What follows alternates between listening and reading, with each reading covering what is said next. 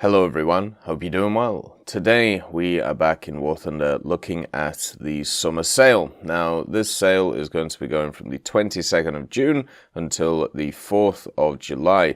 And it's kind of set up like the last sale that we had when it comes to the packs.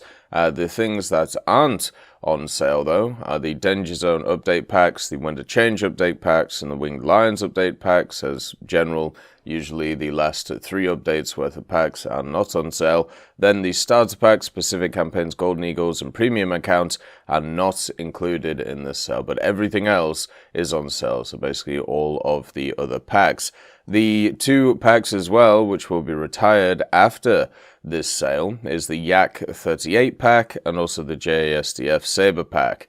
Now, since this sale is kind of interesting on how it works, we'll go through its mechanics and then we will talk about each individual pack. This is going to be a very long video. I will timestamp it, don't worry, so you can just skip to the point that you want to see.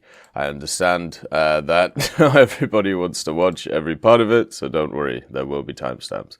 At the same time, if you want to buy anything off the store, make sure to use my discount code. You can find it in the description. You'll get 3% off stuff which is already not discounted, and you'll also get the tech decal in the game, and at the same time you'll support the channel. So it's always kind of you guys to support the channel, especially since the work that I put in has increased quite a lot over the last little bit, so it's been very kind to see the benefits.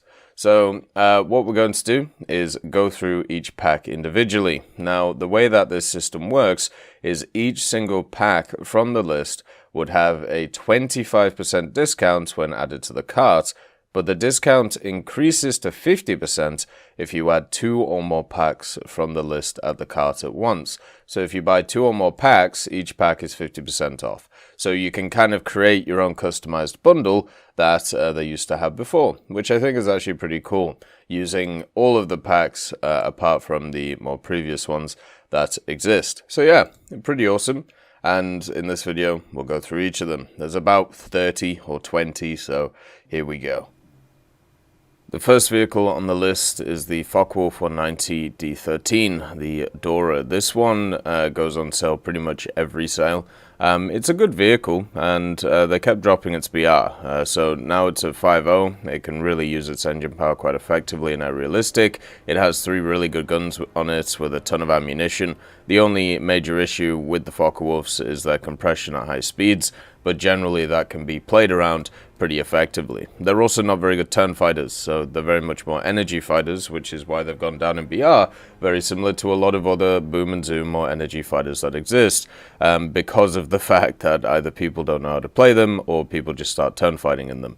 The D13 requires a little bit more setup when it comes to attacking people. You can't just go in and then just follow them around, especially against stuff like P51Hs, or, well, I can't even see that anymore, never mind, P51s, and also Spitfires, but generally you can have a very good time with this thing.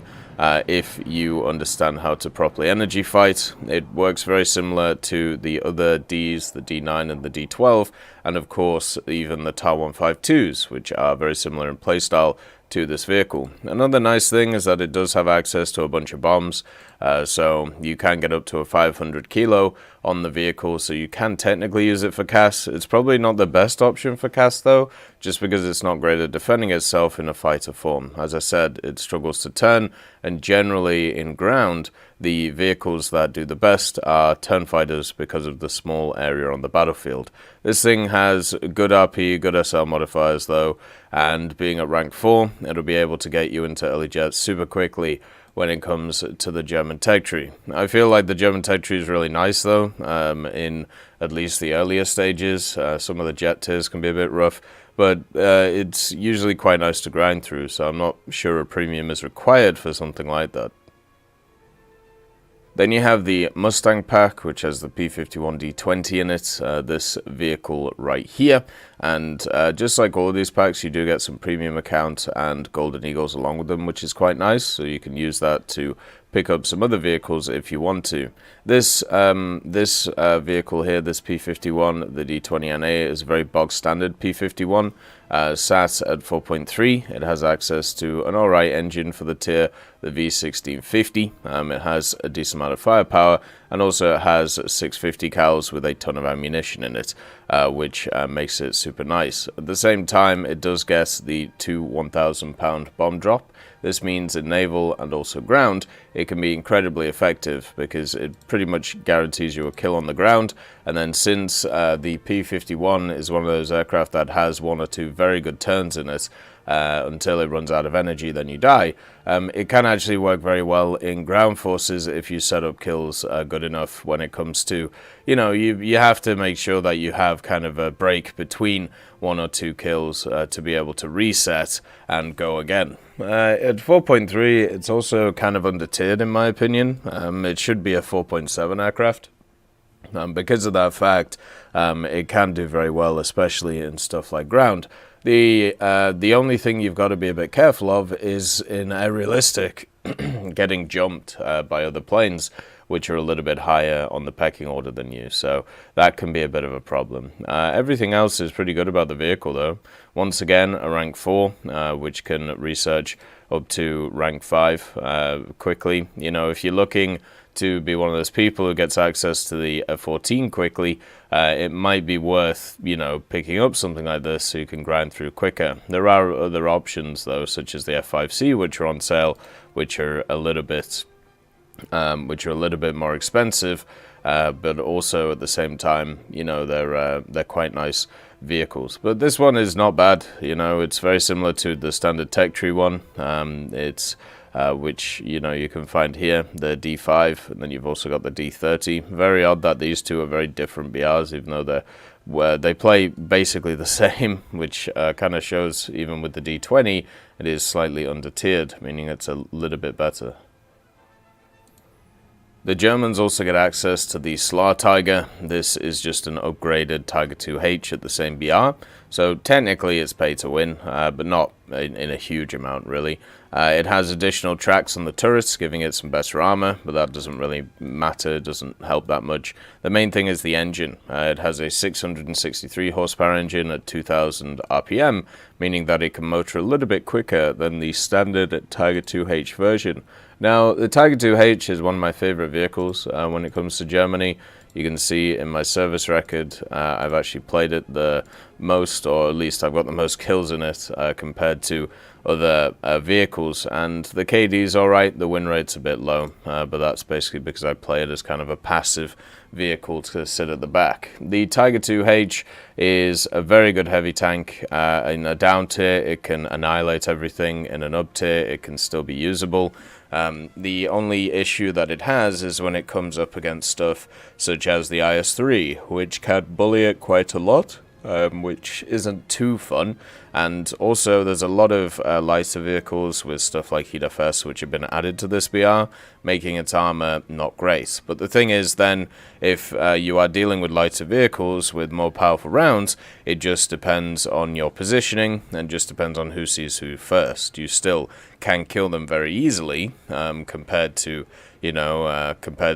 not being able to. There's not really a natural predator of the Tiger II.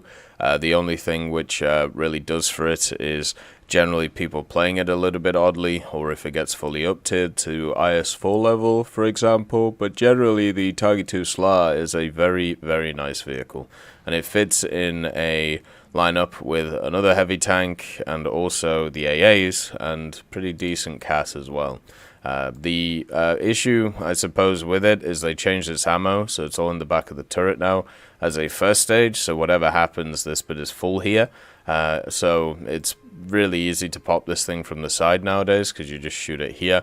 But in general, from the front, you are very well armored, and also at the same time you have a really nice gun. It's got good optics on it. You're not going to struggle with penning anything apart from certain heavy tanks, and it's just going to be a nice experience. It's a simple vehicle, it does simple things well, and that's what most people need. The T-29 is on the other side of the spectrum when it comes to the heavy tanks at this tier, and it's a very powerful one once again. The only issue with the T29 is the reload on the gun. Everything else is super nice on it. It's got a bunch of 50 cals, 3 in total, so any light vehicles can just be 50 cal to death. It's also pretty good against planes, the 350 cals. It works very well with that. And its only real armor issue is sometimes you can pen the breach quite easily. Like, people can just go straight through this, or they go through the low glacis. Everything else about it is not too bad. It has good gun depression. It has very good mobility for such a heavy tank. It can go pretty quickly in the forward direction because it has very good acceleration thanks to the transmission. Has a ton of people in it, so even if you get penned somewhere, you're usually going to survive. And the gun itself, it's different to the standard T-34 gun, which you find in the tech tree, because it is a 105. So it has access to this APC-BC shell, which pens 253, 192, 86. Now, it is a vehicle that does struggle against certain ones. Once again, stuff like the IS-3 can eat this thing alive, but generally you don't see many vehicles like that. Usually you're dealing with much more mobile, maneuverable MBTs, stuff like 7.3 and 7.7, and the T-29 can effectively take them out pretty easily. And if this thing gets in a down tier, it just monsters everything. Whenever I play a vehicle like this, such as the T-34, it is just not really a massacre in a down tier, but it's pretty close to. You can see the T-34 can be incredibly effective, and the T-29 is just a better version of it at a slightly higher BR. You also have a really nice BR at 7.0 for the Americans. A lot of people forget about stuff like the M46. And those vehicles are good once they're upgraded, but if they're stock, they're not very fun. And the T29 can kind of help with that, because it can give you a little bit of a booster to be able to play along with them, just in case you are struggling with the stock grind of those. It's also a good researcher as well, and as a heavy tank, you'll usually take more hits, so you'll get more score from getting hits, even though it's not as much as it used to be. You still get a bit of SL and RP from it. The Wyvern is criminally under-tiered and has been for a long time, meaning that it is very good at its tier because it's really, really fast. So as an attacker, generally there's a lot of stuff that just can't catch it if you play it properly. It has access to 4 20mm Hispanos in the wings, so you do have to worry a bit about convergence. So therefore, while you are ground attacking, as I said, you have to worry about that, but generally it also means you have a ton of ammunition to be able to take out a bunch of targets. Because it is criminally under-tiered, a lot of people use this as a fighter now. This can be effective, but you have to use it as a pure energy fighter. You cannot turn with it at all, because you will lose so much energy, people will start catching you. The vehicle has access to a turboprop, the Armstrong Siddeley Python 3, which gives it its maximum power of 4,050 horsepower, meaning that it can go around the place at a hell of a click. And also it gets a really nice bomb drop, so you get the 3 1000s here, so you can, I believe you can have two bomb drops, one with 2 1000s and one with 1 1000. It might even be more than that with individual bomb drops in general, but overall it's just very effective. And at the same time, it does have a few gimmicks to it, like it has access to obviously the rockets, the APs, but it also gets the Red Angels, which are pretty interesting rockets. They're just huge, a lot of TNT in them, and also decent penetration, so it can be good against stuff like ships and things like that. This thing works extremely well as a general ground attacker in air realistic. It works pretty well as a ground attacker in ground realistic. It just can't really dogfight very well, so it's kind of, you need to get in and out quickly. And then in naval, it can also be useful because it has a torpedo and also the bombs. So overall, this thing is just a multitasker. It's a jack of all trades. I would say it's pretty decent at ground pounding, but once again, kind of master at none. There are vehicles that you can find around this BR which can do everything, or they can do the little jobs that the Wyvern does much better than it, but the Wyvern does multiple jobs, so therefore it's overall a little bit better than them. The IS-6 is also on sale. Now, this thing is one of the vehicles that has annoyed me for the longest time whenever I play against it, mainly because of his historical thing, not really nowadays. It used to be bugged where it was way stronger than it needed to be, or should have been, because it had an extra armor plate in the turret of it. Super cool, that one. But the IS-6 nowadays is a very bog standard tank when it comes to 7.0. Its gun depression lets it down quite a lot, its reload lets it down quite a lot, but everything else is not too bad on it. You know, you have the upper glacis, which isn't too bad, but most things can pen it at its PR. And then also at the same time, its turrets, now that it's volumetric, has little areas that people won't be able to go through. But usually this thing nowadays, I would say, has too many blemishes to kind of make up for how powerful it could be. I think something like a T29 is always going to be a bit more useful than this thing, just because its armor profile is a little bit better, and it also doesn't have a crew which is cramped up really close together. It does get a dishka, which is quite nice, basically meaning that you have a quite effective AA armament and also a light tank killer armament from the side. One of the other issues is the reverse isn't, well, actually no, the reverse is pretty good, so never mind. I thought the reverse might be a little bit rough, but it looks like they follow more of the IS series of tanks, which is quite good. At 7.0 you have a fantastic lineup though, so the IS-6 slots into it super well. You know, SU9/SU11, then you have also the IS-3 and the T-44-100, so it's just a fantastic lineup to run stuff with, and you can be incredibly effective with it. One of the problems, though, is that lineup is, you know, I believe rank 5, or at least some elements of rank 5, where this thing is rank 4, so you're not getting as much use out of this to be able to research higher if you actually want to do that with this vehicle. It does have good rewards on it, though, especially RP, and the gun, if you can, get it functioning, can be very effective. The armor is just not really up there anymore because of the amount of threats that you run into, and generally with this kind of armor layout, it's a lot easier to pen than something like an IS-3 with its kind of angled armor on the front of it. The Object 120 has advantages and disadvantages in quite major ways. The advantage, of course, of the Object 120 at 7.3 is it has one of the best guns, if not the best gun in its BR range.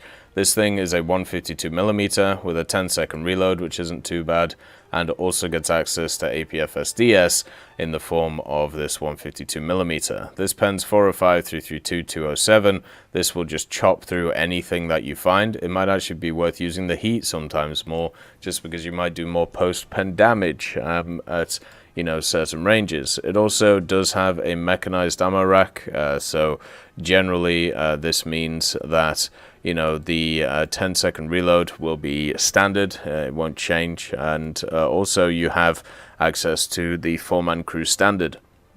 It is very mobile, so you can move around at a good click, and means that you can get into some power positions pretty quickly with it, which can work very well in your favor. The gun depression can be a bit of a limiting factor, and also you got to understand is after 5 to 10 minutes of being in the battle, you're going to have to start getting mobile, because one of the people that you kill with the gun will come back in a plane and will kill you.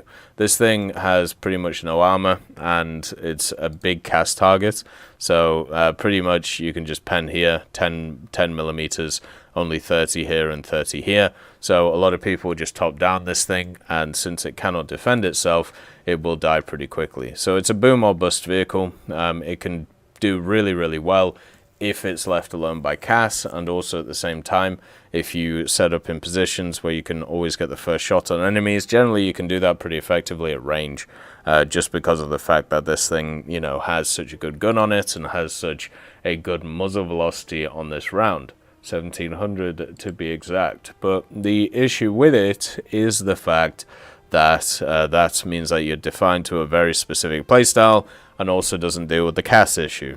So yeah, that's one of the major issues with this thing.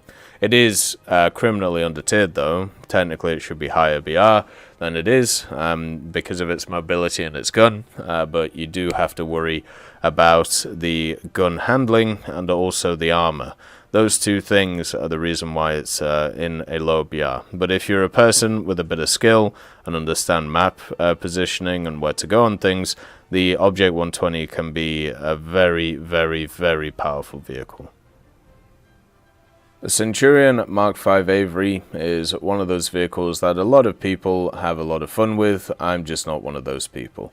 I feel its downsides outweigh its upsides. You know, the donk gun, the 165mm gun, I'm sure a lot of people enjoy with the HESH. I can't stand HESH. I can never get it to work. I always feel like HESH lets me down. It does get access to a lot of survivability though, this vehicle. It does get a lot of smoke grenades on it. Does also get the extra array, which can save you, and also the scoop, which gives you a little bit extra armor.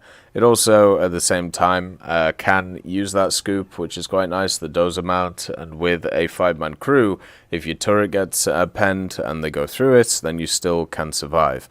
Which is quite good. It is a Centurion, and it is a bulky Centurion, so it's pretty slow around the battlefield.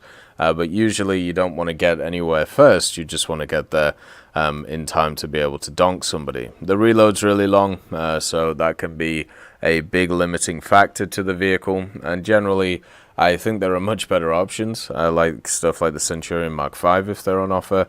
On the Gaijin market or something like that. But if you're looking for a bit of fun and you just want to donk somebody and you don't want to buy the Brumbar, this isn't a bad idea. You know, not every premium has to be crazy when it comes to its usability. Some of them can just be a little bit of fun. The XM1 is the primo tank to be able to grind out the American tech tree when it comes to ground. There isn't really been a replacement for it. It's still very powerful.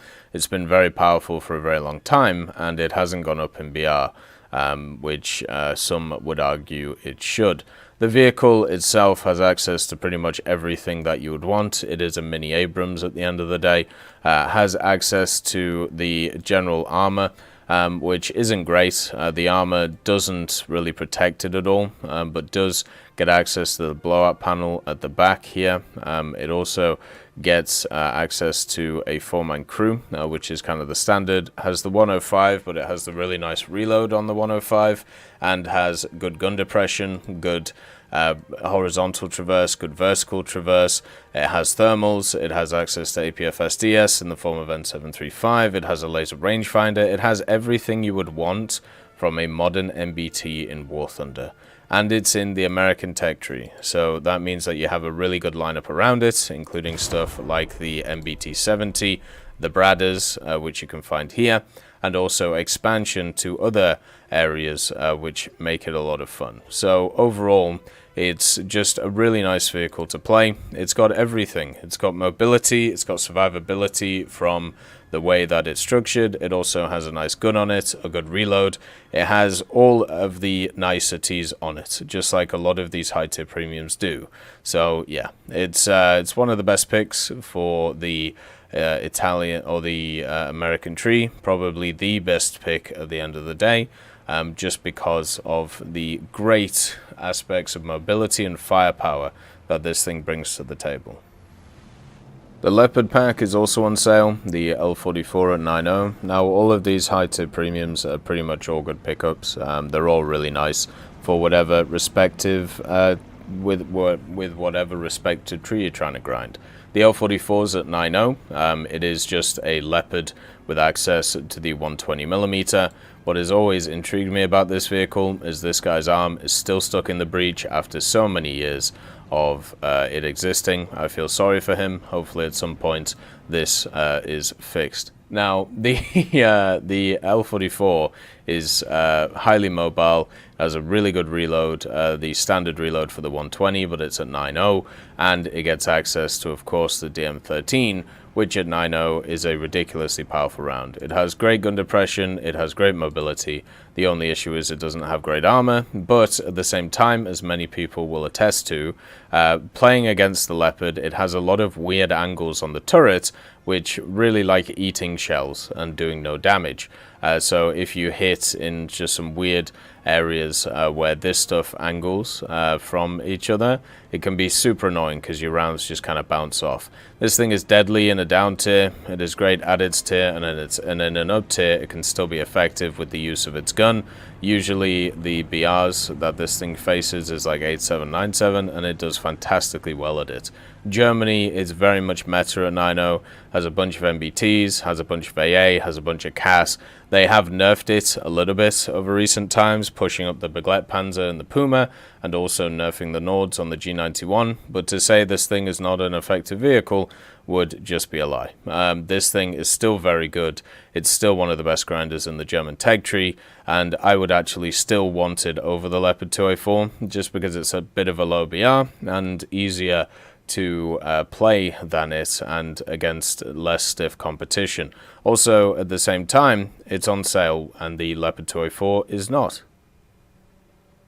The T55AM1 should be 8.7, and it's actually 8.3. This should tell you all that you need to know about this vehicle and its general power level.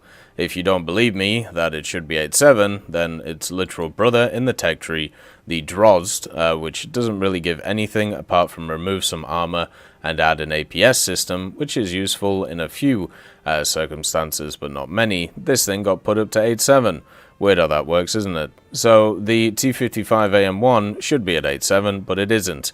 This is because of a few factors. Mainly it's a premium and people play it wrong, but the main stuff is the gun depression is not the best, and also at the same time it doesn't have the greatest mobility thanks to its gearbox not being great in the reverse setup. So once you're in a place, it's very hard to get out of. The 100mm also has a slightly longer reload than other nations with different guns at this BR, and once you pen, it's quite easy to kill this thing because of the fact that it screws quite tight.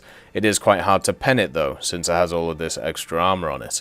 The T55AM1 has also access to a bunch of really nice stuff, the smoke grenades, the artillery, the laser rangefinder, meaning that stuff like the APFS-DS and also the Heat FS and ATGM can all be highly effective depending on what you feel like using on that day. The APFS-DS in general is always my pick of choice when it comes to these vehicles. As a person who is a big fan of the T55A series, the T62 series, these vehicles around these BRs are really fun to play.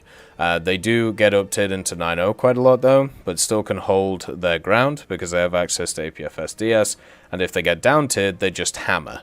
The T55AM in a down tier is a war crime. It is a fantastic vehicle and still one of the best grinders for the Soviets because of the fact that it's still rank 6, so you can grind the whole tech tree with this thing if you really want to. Much better choice than one of the other vehicles. Has ridiculous amount of RP rewards on it too. A very good pickup. The Japanese premium saber is in an awful place in the game and has been for a few years now. Being at 9.3, it faces a lot of enemies at 9.7 and 9.3, which have access to either much better armaments than it has, or access to much more speed. So you are never able to really dictate the fights that you're going into. And when it comes to realistic, that is one of the things that you really want to do in general. The F-40 does get access to some missiles though, only AIM-9Bs, so they're not very good. They're good at slowing down targets, so you can try and take them out with the guns, which, you know, 650 cals with a lot of rounds is very effective at this BR. The F-40 is one of the better sabers. I spaded the CL-13 recently and it felt really nice, but also I felt like a passenger in a lot of the fights because I was just kind of sat there waiting for people to jump me, and then I would defensively fly and try and kill them. The F-40 will be exactly the same. People rip its wings a lot because they won't turn off this new boosters modification, and overall it is just a tough grinder. I would personally wait for them to add something else for Japan to grind with. This is not a fun vehicle. It's in a horrible place, and it's going to have to wait a very long time before it's more viable. If they move it down to 9.0, that would help it a little bit, kind of like what they did with the Saber Dogs, but it's still in a rough place. It has too many negative things about it compared to the stuff that it faces, whether it's in the form of armament or whether it's in the form of the engine power and its general acceleration. Most vehicles at these BRs can just run rings around you. I was playing the Demon yesterday, a vehicle which is seen as quite a weak 9.7, and the Demon could eat this thing for breakfast. There is nothing that the F40 could do against the Demon. It does get two 1000s, which is nice, but at 9.3 you don't really have a really good BR to play at in ground anyway, so you don't really get to use that. And once again, there are better options available in the tech tree. This would be a big no. They're selling the Type 74G, the Mod G-Kai, which is a pretty good vehicle. It has the standard reload for the 105, the L7, but it does get something in its arsenal which is super nice. It gets this Type 93 round, which makes it a 9.0, one of the most powerful rounds in the game. 405, 342, 234, very effective. Also gets the LWS-LR combo, so you can tell if helicopters are trying to target you, or if anybody's trying to target you for that matter, with a laser rangefinder. Does get access to gunner thermals, putting it apart from the other Type 74s, which is super nice on it. And the only really big struggles this thing has is its gun depression, and also the elevation on the gun is not the best. You can see 2.2 on the targeting speed. You do have hydropneumatic suspension though, so you can actually move the gun, or move the platform I should say in general, to be able to fit the conditions you're in. Just takes a little bit more time to set it up, but not impossible. Can be done quite effectively. The vehicle is a very powerful one when it wants to be, just like a lot of these high-tier machines. Its lineup is pretty weak though. You do have the other Type 74s which are quite nice. The Type 87 can work well. The Type 89 can work well as well with it. The Type 16 is also incredibly powerful. It just takes a very long time to research through. You can see the rank 4 mods being 32,000 RP, meaning that it's very rough to do so, but once it's spaded, amazing. Then the Type 93 is absolutely awful, one of the worst AAs in the game, and just annoying as hell to play. Much more a passive scout if anything. So the Type 74G itself is very powerful. Is it enough to carry the lineup by itself? Probably not, but there's also no other options. So if you want to grind through Japan, you have two options. You can either grind through it normally with the standard tech tree vehicles, where a lot of them have really rough stock grinds and can be very annoying to play, or you can just purchase something like this and grind through it with some backups and have a bit more fun. For me, I think the second option is quite palatable, but I would still do the first option just because of more experiences. The AMX-30 Super is also on this list, and I would say this is probably one of the weaker vehicles to purchase when it comes to the higher tier ones, and it's not actually because of the vehicle itself. The AMX-30 Super is actually one of the better vehicles which is on offer at high tiers. It's basically because of the fact that it has literally no lineup, and until they add a lineup for this thing, you're going to have to rely on 8.3s, which a 9.0 really don't do very well. You know, the lack of stabilizer really hurts at 9.0. At 8.3 you can get away with it, but as you up tier it gets worse and worse and worse. It has the 105, standard reload for the 105, good gun depression, very good mobility, and its overall survivability is not great, but because the gun's pretty good, because you have good horizontal and okay vertical speed, not the best but good enough, you're able to get the gun on target pretty quickly with its stabilizer to hit targets near you. Also has access to the APFS-DS, penning 361, 305, 209, which is very effective. Also smoke grenades and laser rangefinder and thermals, all the niceties that you get from these vehicles. But yeah, it's a great grinder. It just sucks that it doesn't have a lineup, and it's one of those vehicles that really suffers from it, and hopefully at some point this is rectified. The Ka-50 is one of the most broken vehicles in the game and has been since it's launched in update Black Shark. It's an absolutely despicable fact that this thing was added as a premium, and it is an absolutely despicable fact that over the years it has had so many bells and whistles added to it that it has just become stronger and stronger and stronger. It is incredibly annoying at high tiers right now to play against the Russians because of the fact that they have pretty decent MBTs, which are stupid cheap to play, and also they have CAS elements, including the MiG-27, the MiG-23, the Ka-50, the Ka-52, and the Mi-28NM, which all are very good compared to a lot of their other options. The K50 gets access to this really cool thing called the Vickers missile, which has a very long firing range and also proximity, so therefore you can use it to take on stuff such as other airplanes and also other air vehicles in general, and also missiles which are coming in from certain pads from the ground. So it's just insanely strong when it comes to these things. It's also a really good grinder for heli PvE because it's, you know, it's cheap as all hell, and you're also grinding some pretty decent vehicles in the Russian helicopter tree. This thing is fantastically good. It fits in pretty much all the top tier Soviet lineups. I wish it was never added, which shows how powerful it is. Princess Eugenie, or the Prinz Eugen, is on sale, and this is a heavy cruiser for Germany. It's always going to be a nice pickup, even though it goes up against a lot of battleships. This vehicle has really good SR modifiers on it, and also at the same time has pretty much no repair costs. So the Prinz Eugen has a bunch of CAS options on it, well, not CAS, sorry, it has a bunch of AA options on it to keep it alive. It also has the 203mm, which are very powerful in a down tier, very powerful at its tier, and nearly useless when it gets fully up tiered. And since it's at that bracket, which does get fully up tiered a lot into stuff like 6-7 battleships, it can feel completely useless. As a second spawn though, this can be very effective to kill a bunch of planes, and also to try and marshal the battlefield at least a little bit. The Eugenie is an incredibly good vehicle. They gave it a hydroplane as well, so there's something that you can do while you wait to get to the battlefield, which is quite nice. And it's just a better version of the standard tech tree one that this is, the Hipper class, the Admiral Hipper. It's just better than it always has been. Has a ton of crew on it, so a lot of survivability as well, even though it is quite easy to ammo rack these different areas quite here. It's great. It's a great vehicle. A lot of these higher tier premiums are very good for naval, but this one has always been the best out of the bunch. The CV90-105 is a 9.0 vehicle, which is actually a 9.7. This thing is insanely powerful. It should be higher in BR, and the only reason it isn't is because of the fact that it didn't have the lineup for the longest time.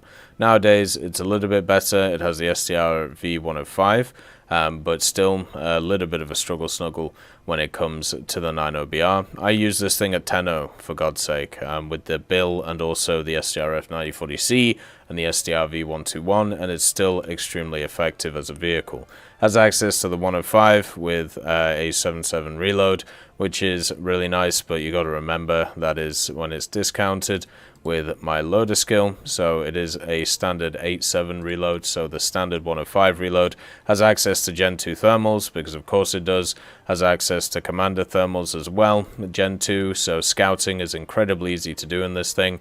Has access to smokes to keep it alive. Has ridiculous mobility when it comes to the vehicle. The only issue that this vehicle has is it's loud as all hell, so you can see it coming from a mile away, but since you have a very powerful gun at range, which has access to APF SDS in the form of DM23, which is very strong, and you also have Gen 2 optics, you also have scouting, you also have a laser rangefinder, you don't ever have to be close to the battlefield anyway, and you can still be you can still do a ton of work with it. It also has a very bouncy upper glacis because of the fact that there's a high ricochet chance because of the very heavy angle on it, which just makes this vehicle super good to play. It's really fun, super enjoyable, and Sweden still has one of the best top tier lineups in the game, and this vehicle can easily get you to that area. The Rooikat 105 is not as desirable as it could be. I've never really enjoyed the Rooikat platform, apart from on the MTTD, but if only it had a machine gun. But this thing, the Rooikat 105, has a really good gun on it, you know, the standard 105mm. It's at 8.7, which is really good. It also has the it has the Gen 1 thermals, which is nice. It has the M33 at 8.7, which is super nice. And then also it has scouting and laser rangefinder and smoke, so all the standard stuff that you'd want. The only issue is the platform that it's on is not as strong as a bunch of others around. First of all, it can get machine gunned to death This can be super annoying. It can even get machine gunned through the front sometimes, and because of where some of the armor plates intersect, it can get machine gunned through the side, so you could just die from getting machine gunned, which is super annoying, as the vehicle is. And then also, the mobility is highly reliant on the terrain that you find yourself in. If you spawn this in on Stalingrad, for example, you are going to have a tough time getting up mobility unless you stick to the roads. And if you stick to the roads, you become predictable, and that's something that you don't want in the Rooikat because of its lack of armor. You want to be able to get to unorthodox positions to be able to use this thing as effectively as possible with its gun depression, with its gun, and also with its scouting abilities. The Rooikat 105 is not a bad vehicle, it's just not as good as a lot of the other premiums that you find around these BRs. And since they just added the Challenger DS, it is a little bit hard of a choice to pick it up. The actual lineup it has around it, the MTTD is nice, but once again has the same issues as the Rooikat 105. The Oliphant's a bit slow, but it's a pretty nice one. I like it. The ZA35 is very powerful, and then you have the Chieftain. So yeah, the Chieftain exists, I suppose. The lineup around the Rooikat 105 is just a bit janky, is probably the best way of putting it. It's not the best vehicle to be able to kind of show off its wares. I think the Challenger 2 is probably a better pickup than this. The Somua is a vehicle that I class as a brain-dead vehicle. What this means is you can play it like a defected child and you can still do well in it. The Somua SM has all of the niceties that you'd want from a French vehicle, plus some. Has the 100mm with really good penetration on its rounds. 273, 207, 91 at 7.3. So you're going to go through the vast majority of stuff that you find. And if you cock up a shot, don't worry, you have another one in 4 seconds. It also has more armor than the standard stuff, such as the AMX-30, so you can bounce shots that you shouldn't usually bounce in this thing compared to other vehicles. The only issue that this has is its reverse gear is not very good, but because of the fact it has that really good reload, it has the really good armor, and also it has the dodgy turret when it comes to penetration, generally that's fine. Once you're in a situation, you can get out of it by just blasting everywhere. It has really good gun depression as well. It has the 5-man crew, so if your turret gets popped, you still survive, and the only limitation to this thing is it's a heavy tank, so it doesn't get access to artillery, but who needs artillery when your gun has a 4-second reload? You can just basically use it as an artillery piece, just bang, bang, bang. It also has an 8-round first stage ammo storage in the cylindrical setup, so you can fire 9 rounds basically at 4.0 seconds. Then you have to wait for the reload into the thing, which can be a bit annoying. But at that point, if you haven't got yourself a good advantage in the game, then you're doing something wrong. There is also some ridiculous lineups around this BR for France: AMX-30, Char 25T, AML-90, the Foch all exists at 7.3, AMX-30 90 as well at 7.7. You have some insanely good vehicles as well, the Surbase and also the AMX-30. The Somua is fantastic. It's just a wonderful vehicle, very good for rank 4. It would be better if it was a rank 5, but still incredibly powerful. The TURMS is also incredibly powerful, but it does have some blatant weaknesses on it, which is why it doesn't go up in BR. So the good things about the TURMS. The 125mm has access to 3 BM42. This is very powerful for 9.7, means that you can pretty much just cream anything and get through it like butter. The laser rangefinder means that this is even more powerful. The fact it has Gen 2 thermals makes it also very powerful. The smoke grenades on the TURMS system also mean that you have extra survivability, which is really nice. Now, when it comes to the actual other factors, this thing is still a T-72A, the same vehicle you see at 9.3. It still has the same mobility, very good going forward, not great getting away. And if you get yourself into situations where, you kind of rush in and barge in, and you're going to get annihilated quite a lot in this thing, because it doesn't have the armor to be able to stand up to a lot of vehicles that it actually faces. If you get down tiered, there's still a ton of vehicles that can pen you quite easily compared to them. It does have quite a low profile, but its armor, the low glacis, the breach, and also the driver support are all weak areas to shoot this thing, just like all of the Soviet vehicles. It also has the 3-man crew, so hitting them is not too hard, and overall it's very easy to pop at TURMS. There is a very strong 9-7 lineup for the Soviets though, and the TURMS is still a very strong vehicle. It even has the NSVT gun on it, but what has to be understood is it does have distinct weaknesses, which is why it stays a 9-7. If you can play around those weaknesses and, you know, not worry about them too much, which is not harder to do, or not hard to do, you just have to play a bit passively and also just not rush in like a headless chicken and play a little bit more measured, then this can be one of the most powerful vehicles in the game at its BR, which is why people detest it so much. And also, it can be the absolute worst vehicle at its BR because people know how to play around it, and it's not hard to do because you can just take advantage of its really weak gun handling characteristics, such as its vertical speed and its targeting speed in general, and also its weak armor. The American Harrier is on sale, and it's still a very powerful vehicle even after they took away its air spawn. In Air Realistic, it's still fantastic to use. It has countermeasures up the wazoo, you know, it has 240 of them.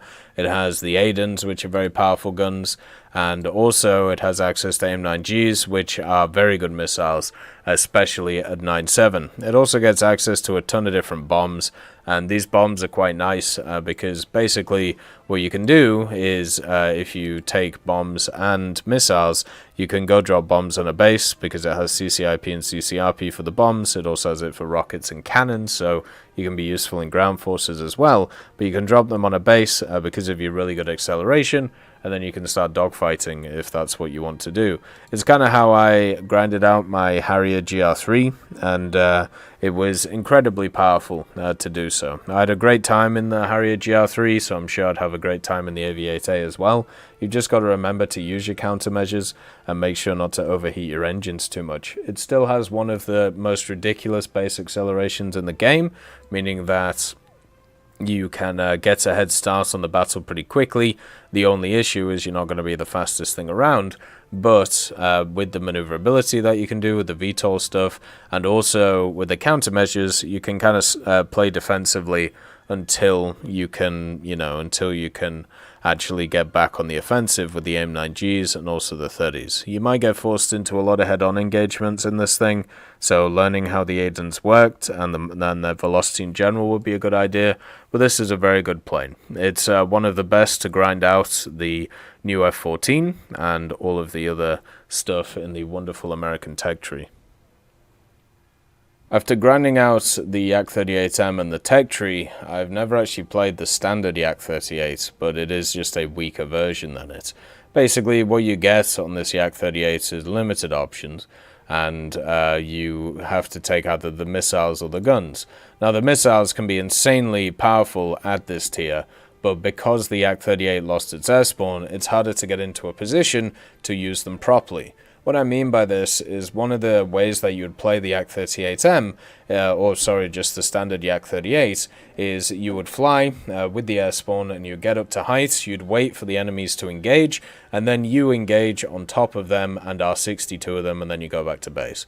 That's generally how Yak-38s would go, and if they were able to go on the offensive, they would annihilate. If they were stuck on the defensive and having to defensively fly and get away from stuff, they were terrible, because it hardly maneuvers, it's like a brick, doesn't have good countermeasures, and also, at the same time, you are very limited in your armament, so what ends up happening is once it's used, well, you just got to disappear.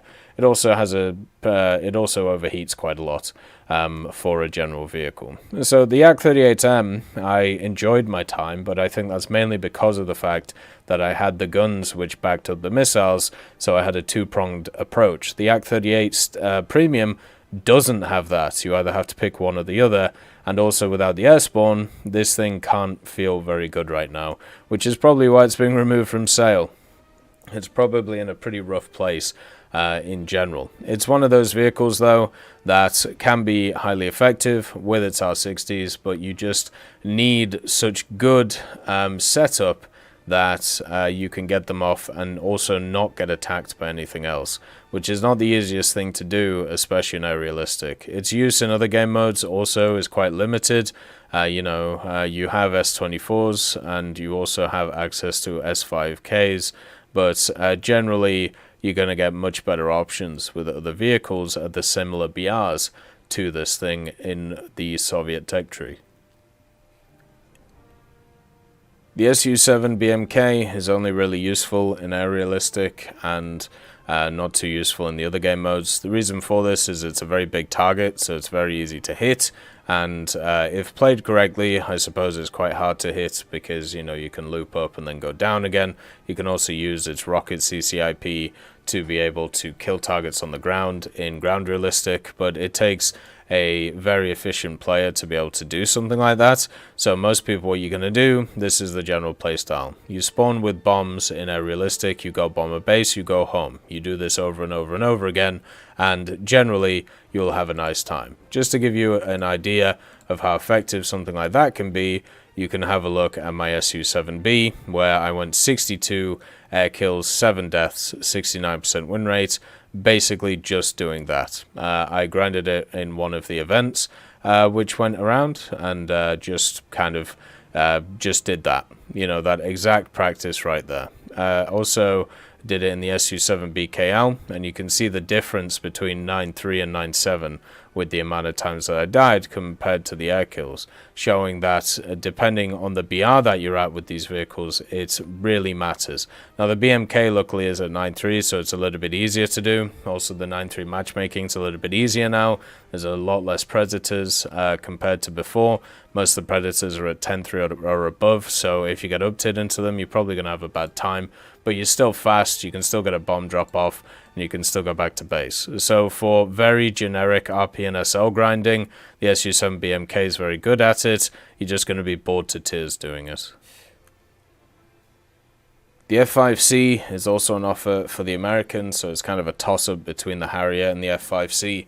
If you want something that's a bit more multi-purpose, you pick up the Harrier. If you want something which is a superiority fighter, you pick up the F5C. The F5C either gets really good or really bad matchmaking. Either you get into 11-3 games and you just die, or you go into 9-3, 10-3s or 9-7, 10-7s and you have a really good time. The reason why you have a really good time in the down tiers is because this thing has access to some pretty powerful engines for the size of it, and you are supremely maneuverable as a vehicle with good acceleration. So things can't run away from you, and you can use your 20mm very effectively to be able to kill them. The F5C is one of the best dogfighters at top tier, if not the best, for its BR. Obviously the F5E is quite good as well. The only limitations is its missiles aren't the best. It only gets 2 AIM-9Es, which don't always work very well. But it does get access to stuff like bullpups for ground forces, which can be quite effective, and also the good old 2,000-pound bomb. But the AIM-9Es are completely sufficient to be useful. It also has access to countermeasures, so you can also survive getting attacked by many planes. The F5 is a very fun vehicle to use when it comes to the game. You've just got to make sure not to prop hang, and even though it's a dogfighter, you've also got to make sure not to be low and slow, because I've seen a lot of people do that and just get annihilated. So it's a really powerful machine. You just got to be careful when you fly it against other missiles. So make sure to always have your countermeasure button handy. The A5C is one of the best, if not the best grinders for China, for air. It's one of the only ones actually, especially at rank 6. So it can be very, very powerful. It's a 10.0, but it has access to a pretty decent flight performance. It's a Q5 at the end of the day, so it's fast enough for the BR range to be useful. It also gets access to countermeasures, which are really nice, and also access to magics. Magics are a one-hit kill in a way, or a one-launch kill. Even against stuff like countermeasures, magics can sometimes get through them if the person has a afterburning engine on, and this thing is a complete predator of stuff such as F4s and even sometimes F5s and any 9.7 like F100s and Demons.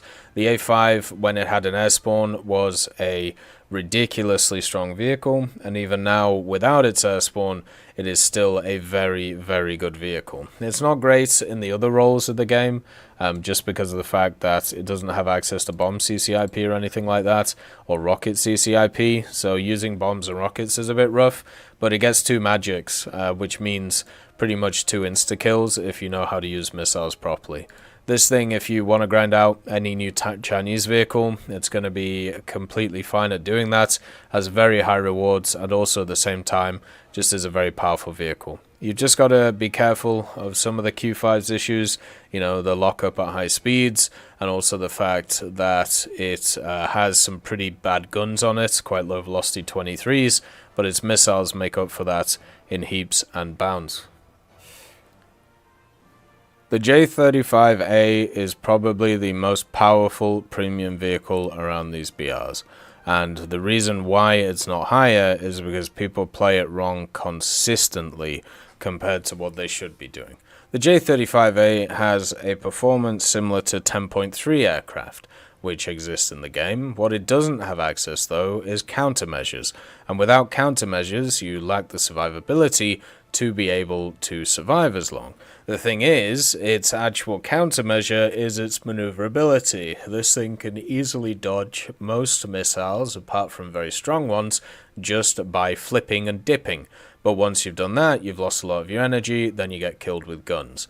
But if you are a person who understands how energy works in jets, you can pretty much set yourself up in a position where you can always be on enemies and always just annihilating them. It's kind of the same with the Milan right now for the French, where the Milan has a very good performance when it comes to its actual engine and its flight characteristics.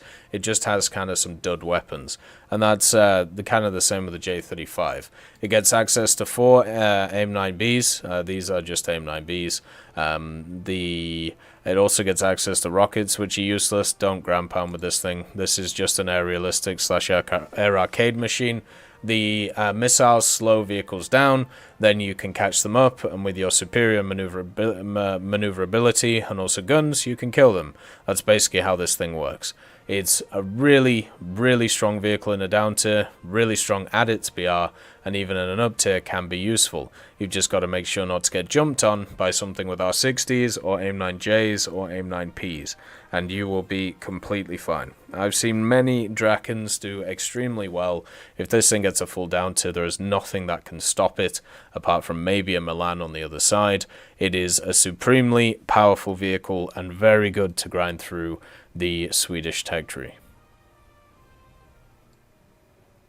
The TU1 is also about, it has access to some pretty ridiculous armament, but also at the same time has not great flight characteristics. I actually think the TU2 is a much better fit for a general vehicle. Has access to the 45 NS45s and also the 23mm in the nose. This is not the best setup. You'd rather have 37s than the 45s, but the 45s still pen a decent amount, so you can do a decent amount of damage to ground vehicles. The 23s as well pen a decent amount, so the API can do a decent job. You can also get 3 1,000 kilo bombs, so pretty much 3 guaranteed kills if you get to the battlefield and have air superiority. And you have a torpedo as well that you'll never use, which is quite cool. I suppose you could use it in naval, but I think better options are abound. You'd rather take the 1,000 kilo bombs than the torpedo, unfortunately. It also has defensive armaments with the 2 Berezins, one above and also one below, to try and keep you alive, so it doesn't have the extra gun over here of the TU2, which means it's not as survivable, and overall its engines are not as good, so it's a little bit weaker overall. So at 5.3 this is good. If you want to up tier it to 5.7, there are better options, so it's got pretty limited use. It's not great in air realistic, you know, it's not really going to be a great ground pounder. There's going to be better vehicles than this, such as the IL-10 for example. So, as a general grinder, I feel like there are better options for GE, stuff like the Yak-3 VK vehicle and many others. This one is a tough sell unless you really, really like 5.3 ground. this could be a good replacement for the TU2 in that regard, but everything else, it just gets outshone in by other vehicles. Wiseman's Spitfire is also on sale for the Israelis to give you a little bit of a boost in the tech tree. This vehicle will be useful for researching this guy's and this guy's. If you're going to pick up anything in the Israeli tech tree, just pick up this and save yourself time. The Wiseman is a good vehicle. You know, it's a Mark 9 Spit. It's always going to be very powerful. It's one of the only CAS aircraft that you actually get until the 77BR for the Israelis, which shows how desperate the CAS situation is when it comes to them. Hopefully at some point they get a few more vehicles which kind of fill out that role in general, but it's not a bad vehicle. The Spitfire is a very powerful one. It's very good. You know, the 20mm, the Mark IIs are very good. A lot of people don't like them. They're wrong. They work very well. It also has access to 250 cals, which also do a decent amount of damage. And the rockets are super nice in ground forces. The 300mm of pen is super good. So this thing, grinding out, you know, the early ranks of the Israeli tech tree is quite nice, but also the Israeli aviation tech tree is probably one of the worst in the game. So getting through it with a premium to get to the high tier stuff would be not a necessity, but definitely advised. And the only thing is, though, the A4 is a much better option at this because of the fact that you can turn your brain off while playing it. The premium Israeli A4E is easily the best grinder for Israel. The reason for this is because you can grind every single vehicle in the tech tree with it. Has access to countermeasures, has access to good bomb drops, has access to AIM-9Bs, has access to GBUs if you want to use them in ground forces. They can be extremely powerful as a vehicle. Also gets the napalm stuff if you want to use that. So for me, this is generally a very, very good pickup if you want to for the aviation side of things for Israel. It can be very, very good to go through. Also has good rewards on it, gets the higher echelon stuff. And as a person who really didn't like grinding through the Israeli tech tree and found it pretty boring, and also there's just a lot of terrible vehicles in it to play, the A4E would have made it a lot easier to do, let's say. So the only thing you got to remember is it's lost its airspawn and aerialistic. My guess is they're actually probably going to change that pretty soon. But all you have to do is when you take off, turn 45 degrees left or right, stay there for about 2 minutes and climb a little bit, or don't climb at all, miss the general battle, and then hit the bases, and then come at it from behind. And then you can help out in the battle, get 1 or 2 kills, and then get back to base or die. And that seems to be quite effective. Done it quite a lot in the A4s, and you always guarantee your base drop, and at the same time, you can help your allies try and win the battle through the other areas. So there are ways that you can play around losing the airspawn, and the A4 is still fine at doing it.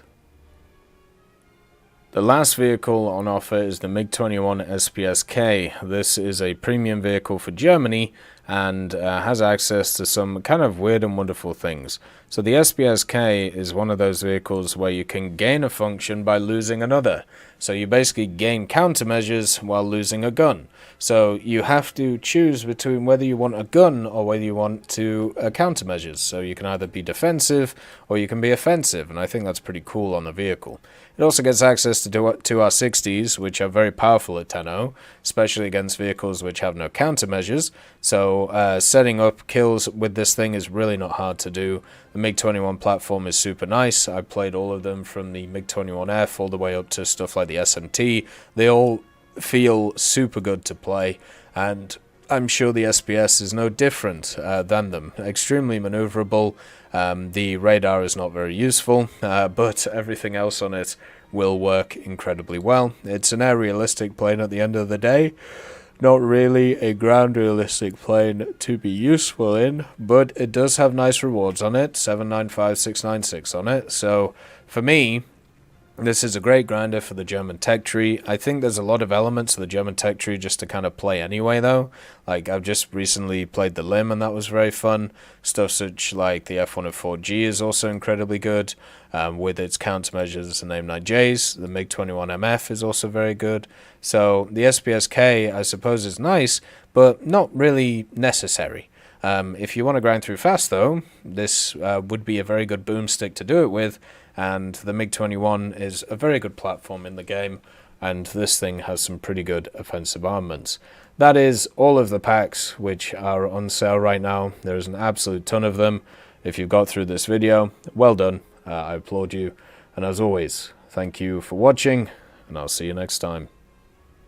I'd just like to thank Nicholas Richardson, Elove Goat, Pyman675, Winter Scientist, Merciless Reaper, Jerry Prevolt, Megadino King, Orange Tail, Teddy, John Ryman, Universe, Ambrosius McClellan, Daniel Stanton, Moxie, B. Young, Uncle Bean, Sem Arslan, Derek R., Bareen, Lafouche, and Samuel Slick for supporting the channel.